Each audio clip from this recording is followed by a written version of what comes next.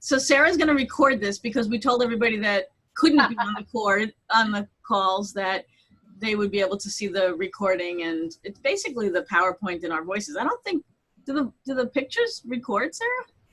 Like the little the people? I don't know. I'm not sure. I'll get back to you on that. Okay. I was just curious. Okay. All right. So Sarah's going to flip through some of the slides. And what I did last time, there were like 7 or 6 people on the webinar. Last time, everybody did like a check-in, who's on the call. Yeah. So Sarah, are you starting to record? Yep. Okay. So welcome everybody. Here's our opening slide. This is for our Merrin Teen Professional Fellows Field Advisors. This is sort of like the beginning way of doing something a little bit differently. We've heard from a lot of people who were in the Merrin program in the past that they really had a good relationship and got a lot out of working with more senior staff or advisors or mentors. And this time we've decided that we're going to use people who are in the field who have either gone through one of our training cohorts, whether it was Merrin or Middle Management Training Program or one of our Jelly programs, something like that. And so we've picked 13 more advanced or advancing leaders in the field who will be able to give some guidance to the people who are in the Merrin Fellowship. So, Rachel, put you on the spot here. Name, your JCC, your job title, and the number of years you've been in your field. Okay. Hi. This is really funny. Rachel, I'm at the Mandel JCC of Cleveland. I'm the CampWise director, and I have been in the field for 10 years, since 2007. Wow. Full time now. Yeah. That's great. And you were in Merrin, right? I was in Merrin, and I was a graduate scholarship. Yay. Merrin cohort what? Do you know? The one before Josh. Does that help you? We'll kind of figure it out. With Monica, who's not on this call, and Alan, who's not on this call. Right. That's pretty funny. There's a lot of us from our cohort that I notice are doing this. So if you got one of them, we're all the same year. I think it's wonderful. Oh, look, Monica's signing on. Yay. I think it's wonderful that there's so many people specifically from your class who have stayed in the field and advanced to, as an example, the director of an overnight camp, which is a huge job like you have. So that's really great. Thank you. Is Monica there? Monica? I see her name. I don't see anything else, but maybe she'll be able to log in a minute or two. We'll give her a little bit of a breath here. Or maybe not. I don't know if she can even hear us.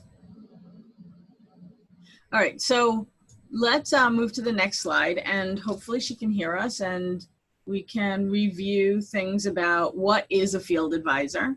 Like I said in the very beginning, was that in a cohort program like this, it's really important that the people who are in the program have the opportunity to have more senior level colleagues to reach out to. And so field advisors are a guide. They're somewhat a career counselor. They're somewhat a role model. Somebody that they can have a confidential conversation with that's not at their home JCC, somebody that they can bounce ideas off of, someone who can coach them through a sticky situation, somebody that they can reach out to who has sort of like those advanced skills that they're learning to grow. Someone came up to my office window. I'm with you. Okay.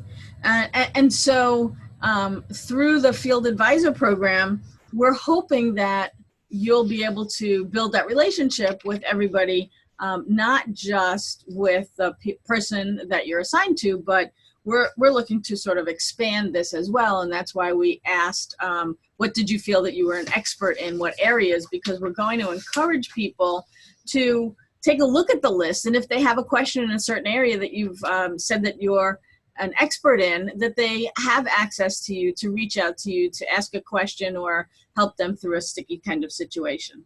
So what is not a field advisor? Or a field advisor is not a person who intervenes in JCC politics. That's if there's something going on where you as a field advisor find out, hear about, are tasked with this confidential thing that you think somebody else needs to know, that's us. Both Sarah and I will have those sticky conversations either with the Merrin Fellow or with their supervisor, but it's not something for you to do in JCC politics. It's not someone who counsels the fellow out of the JCC field. Sometimes you have these conversations with people and they say, I just can't do this anymore and I think I'm going to look for another job, or, you know, that's where we come in also as the professional development department of the JCC, where we can have those conversations with people and either help them navigate a situation that helps them stay in the JCC field, or helps them navigate a situation where they might move to another JCC. But that's not your role as a field advisor, and it's also not your role to take sides. So you may know somebody else that works at their JCC, and they're telling you a story about, you know, oh, and I met so-and-so in the hallway, and I had this horrible conversation. Can you believe you did that? And that might be a friend of yours. And it's not for you to take sides to say, well, I'm sure Jane didn't mean it that way, or, oh, I've known her for years and she would never do that. You must be wrong, or something like that. That's not what a field advisor is going to be doing. A field advisor also, Sarah, next slide, is all about keeping things confidential and really no gossip, because as you know, we know a lot of people, and we have these sort of circles, concentric circles that grow and grow and grow. And because we know a lot of people, you might hear a story about somebody, or you might feel that you want to say to one of your colleagues, I just had a phone call with my Merrin Teen Fellow, and can you believe that she told me that such and such is going on at the JCC? I can't believe that. That's for us, and if there is some kind of a glaring issue or situation, it's certainly something that we'll take care of, not something that you need to intervene in. So the reason that we have the Merrin Field Advisors, it's really about sharing wisdom. It's really about being there to help provide the bigger picture. Very often, as you know, growing up in the JCC field, what you knew 10 years ago isn't what you know now. And the politics that's involved and the feeling of, you know, being somebody that's just starting in a JCC career or only 1 or 2 years into it, you don't really know all of the ins and outs of how a JCC works and what the bigger picture is. And that's where you can be very helpful. It's also, some JCC staff may feel very isolated. They might not have anybody else that's a peer advisor in their JCC. So this is a way to break through that isolation feeling and have them have somebody that they can make a connection to. And it's also a way for you to develop a sharing of ideas and knowledge. And so it's important to think of these things that might come up in your field advisor call that maybe you never thought about, that they're posing a new way of doing something or a new question that would help you with your staff also. It's a way of sort of like a give and take, and you can learn things about other JCCs as much as help them learn things about the JCC experiences that you've had in the JCCs that you've worked in. So when you were in any of the programs, did you have an advisor that you gained a relationship with? Yeah, and you know, it was different. I guess it was different when I was in Merrin, because I don't think we had an advisor at all. But I'm in Lahulahem now that has this sort of mentor advisor relationship a little bit more formalized, and I'm also a part of a couple other, I'm a part of something with the Eye Center that has that as well. So it's been a while since I've had like a formal advisor. That I'm sort of going through the same process as Merrin Fellows a little bit right now in a couple different programs. Yeah, okay. Just nice to sort of, like, the people that I'm working with have been in different overnight camp settings that have been able to push us to question like why we do something because that's the way it's always been done. And I think that's the same for anybody else. Like that's how we do it here. Yeah. But that, hearing what happens at other places helps you to understand that it doesn't have to be the way you do it somewhere. That's so true. We often get stuck in that, and I think that can really be a problem for some people. Let me just stop for a second. Monica, are you on the line? Can you unmute yourself? All I see is your name. So I don't know if you're there. Can you hear me? Oh, hey. Hi. I don't have a camera on my desk. I'm in between offices for the summer, kind of floating around. Okay, well, we're glad that you're here. Monica. So I'm listening and watching. Hello. Hi. Okay, so just remind us where you are, what JCC you're at, and how many years you've been there. Excellent. So I am at JCC Rockland in Rockland County, New York. I have been here going into my 10th year, and this is my 3rd JCC. Wow. And were you in a cohort program before? I was a Merrin Fellow with Miss Rachel. Yay. Okay.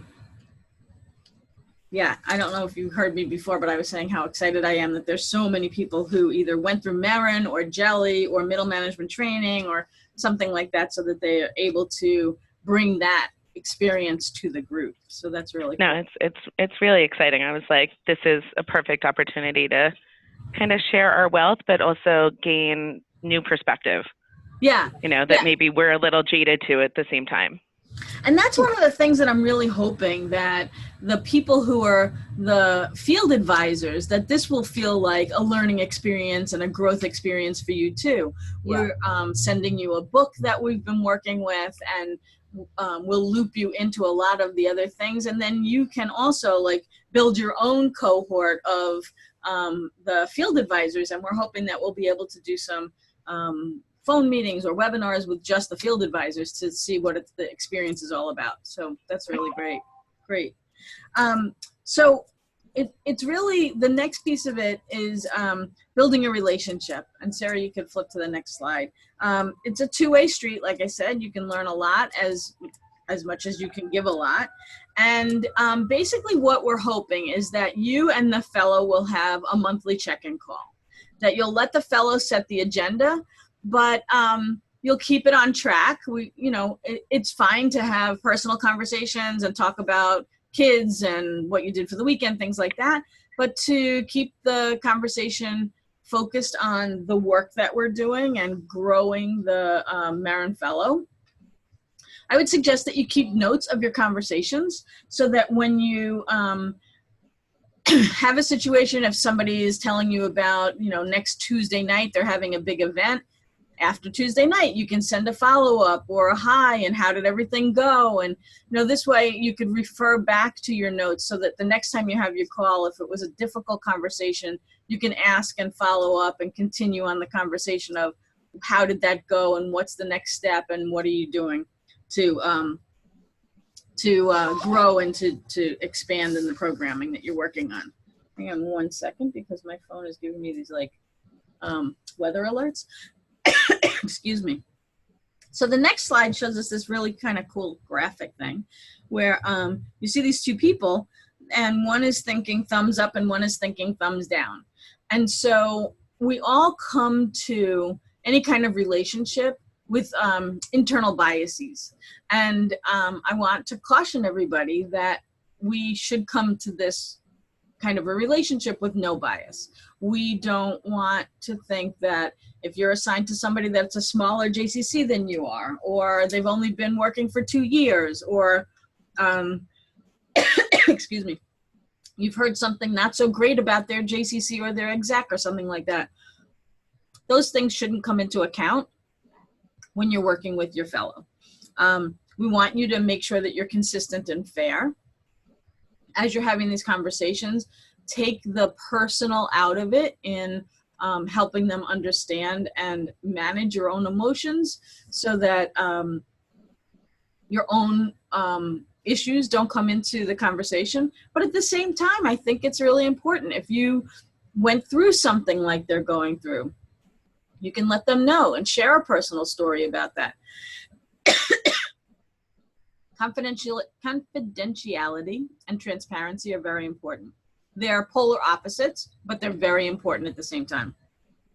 So the fact that you and your fellow are going to be in this confidential relationship, they have to know that what they say to you, you're not going to go back to their supervisor or their executive director and talk about.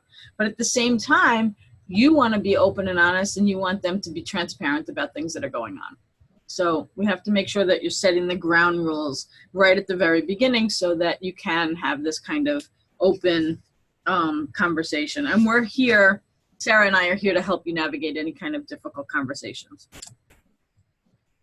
Our next slide talks about listening as much as you speak. So it's really interesting to me because the more I learn about working with professionals in JCCs, the more I learn that we are storytellers, we are the fixers, we want to make things right, we want to help people through a situation. Very often, that makes us the speaker. But we need to make sure that this is about the fellow, and we want to hear from them what their situations are and have them draw out the situation. You can help coach them. Coaching is a very powerful thing. It's a lot of open-ended conversations. We had sent you a form, a list of things that were thought starters and conversation questions. You should have that. If you don't have it, Sarah can send it out again. It's all about asking those follow-up questions, listening carefully, and helping to help somebody come to the conclusion.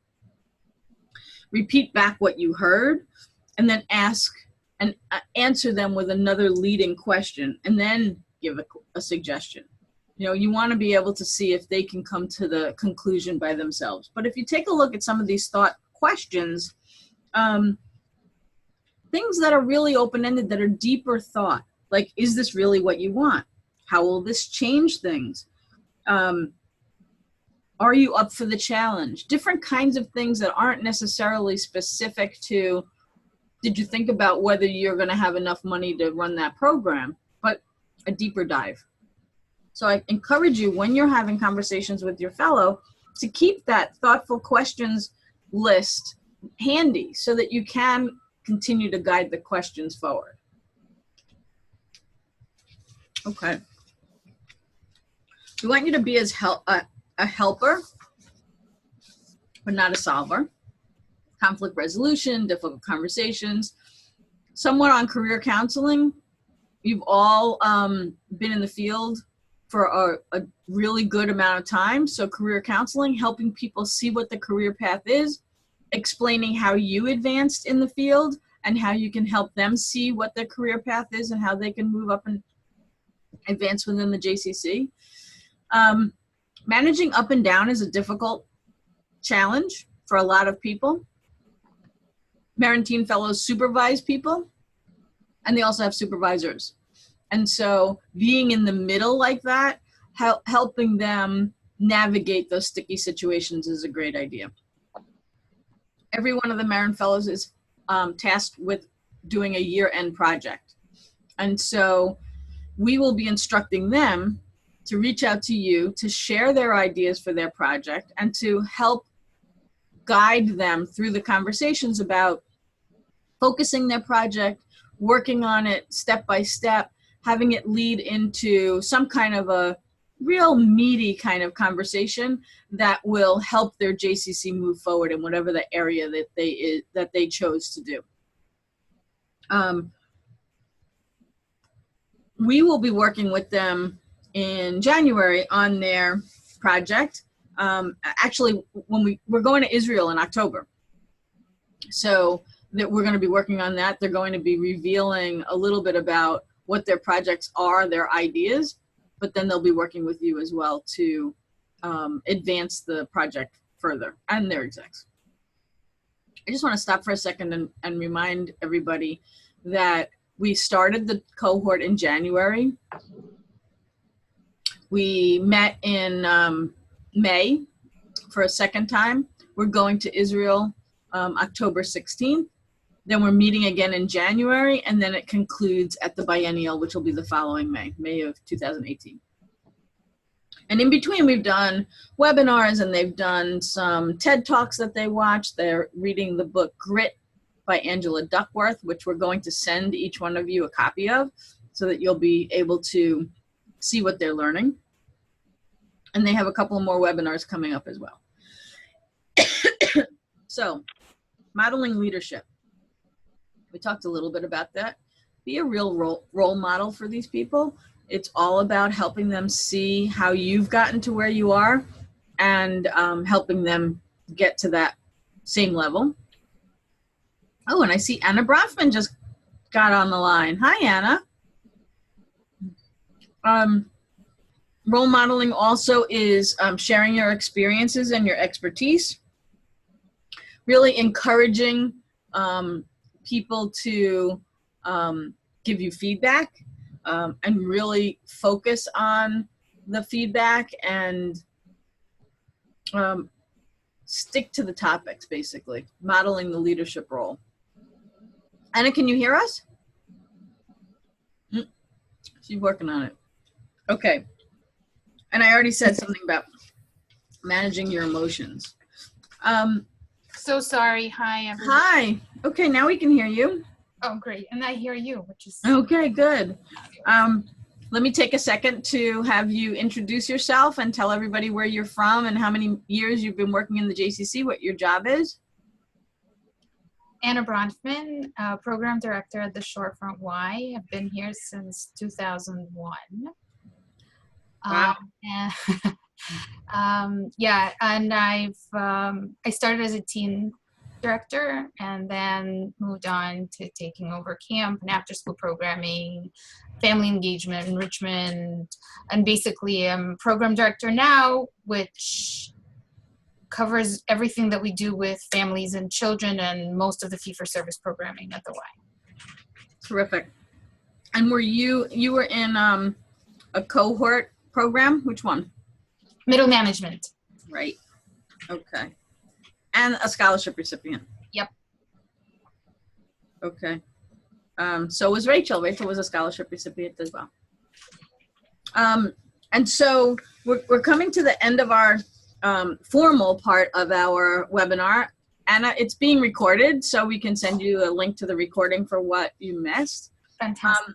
So here's what's expected of the field advisors.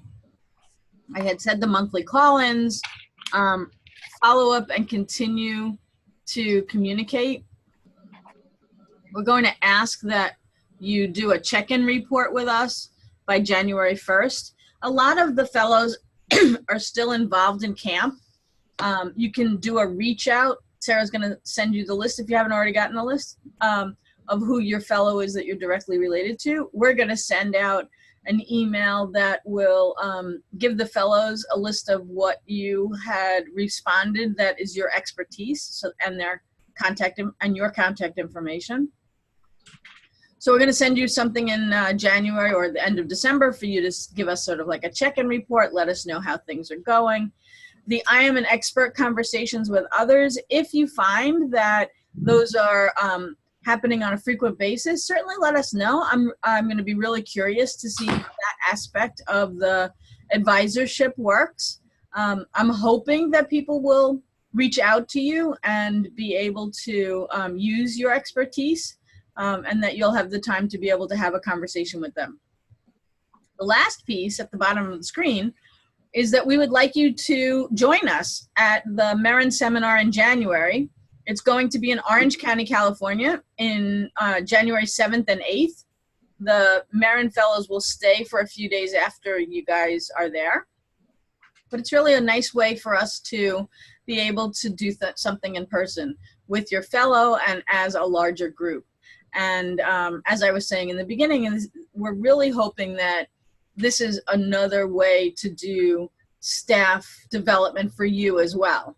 And so we're building the curriculum for those days to keep in mind that we want everybody to have an enriching experience about it. And you'll get more information in an email about the program, and we're going to cover all the costs and things like that. So something to put on your calendar now, and we're going to send information out to your executive directors as well, and hopefully you will be able to join us. So what I'd like to do is open up the conversation to anybody who's on the line to give us some questions or tell us about what you're thinking as you enter this new experience. Joy, are we, after this call, we should be reaching out to the person that we're connected with? Yes. Okay, they're waiting for us to reach out to them. They got an email telling them who they were connected to and that they should be in touch, or you should be in touch with them. I would say, I'd like you to send an email and say, hey, so excited, can't wait to speak with you, let's schedule a call. Okay. That'd be I great. may have missed, it may have been covered. The I am an expert conversations, are you sharing out our surveys with all of the participants? Yes. Mhm. I don't anticipate that you'll be flooded with calls from anybody, but we're hoping that if you say that you're an expert in navigating difficult conversations and somebody's having an issue with that, they might reach out to you. And this gives them a little bit of a broader spectrum of people to use as their network. Monica, I see your name highlighted. Are you? Oh, sorry, I might hit my mouse. I'm just taking it all in while I have like a desk full of stuff in the way. So it's just that we want to make sure, are we supposed to be setting a monthly chat time, or it's just kind of trying to meet monthly? Should it be something that we're actually calendaring? Yeah, you should definitely calendar it. We're going to tell the fellows that it's their responsibility to make sure that it happens. But I would say that if it's not happening for you, we want to know, because this isn't just a sort of add-on. This is really an important part of the program, and we want them to get as much out of the experience as they can, and we want you to get something out of the experience. And we really feel that over the next 9 months, it's important to have these check-in calls and for them to let you know what they want to talk about and be responsible to each other. Perfect. Can I add something to that? Yeah. If your JCC doesn't have a Zoom account or GoToWebinar, I can help you set up video calls with your fellow and schedule those for you. So just let me know. Great. Yeah, that would be great. Then you can actually see them before you actually see them. Nobody wants to see this mug. So I stay hidden. Especially after a summer full of camp, right? Oh my goodness. 4 more weeks. Yay. Oh my goodness, 4, I have 2 and I'm counting down. Oh no, I run till the day before school and then I run right into after school. Yay. So I shouldn't tell Monica I'm done. Yeah. Lucky you. Go put your feet up. But to be fair, I'm still living at camp until Labor Day, and school starts next Tuesday. Oh, nice. Why are you still living at camp? Isn't it big and lonely? No, I have 2 groups here today. I have 3 groups here tomorrow and Thursday, and then we have our alumni camp this weekend. So we still have programming pretty much every day. I think there's 6 days this month that we don't have anybody on camp. Wow. Yeah. Nice. It's just not 350. It's a little bit smaller. That's great that you I'm running can. into after school right after camp ends also, and my after school coordinator just given her resignation, so I'm gonna have a fun time looking for someone. Bye. Oh my goodness. Well, I think it's great that you can continue the spectrum of camp right into the school year and even into some of these special groups that come to an overnight camp is a really wonderful way to continue to use the facilities. So Yeah. as exhausting as it is, I think it's really fabulous. Does anybody have any other questions about the advisorship or Merrin Field? I did have a question. So we all gave our bios. Are we getting each other's bios, and are we getting bios on the actual fellows just to kind of get a better sense? Like we got what their job is. I think I have a bio that I could, or a book that I could send around. Okay. Okay, and then we didn't share the fellows' bios with all the other fellows, right? We didn't share the fellows. Yeah, that was there in the first seminar we sent. We gave them a a book of each of their bios. Okay, and what about the field advisors? Are we sharing? I don't think I have the field advisor bios. Okay, Do you mean like what you submitted for the survey?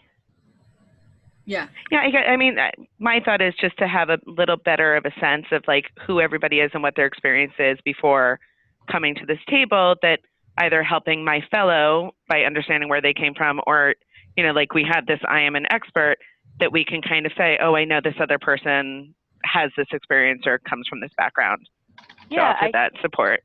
I'll circulate the fellows' bios and then the survey. I'm an expert, so you could see where everyone else is. Thank you, Monica, for bringing that up. That's a good Yeah. idea. No problem. Also, I know I have most, but can you send out all the advisors' contact information? Mm-hmm. Right. Would be nice to have to connect that way as well. Yep. Yep, not a problem. Great. Any other thoughts? No? Okay. Good. I appreciate you spending some time with us. If you have any questions, Sarah's going to send out some information, and she'll also send out a link once the recording is made into a viewable recording. She'll send out the link so that you can review some of the slides. And reach out if there's any other questions that you have. Let us know how things are going. And we look forward to working with you guys. It's very exciting. Thank you so much. Thank you. Thanks. All righty, you're welcome. Take care. Take care. Bye. Bye.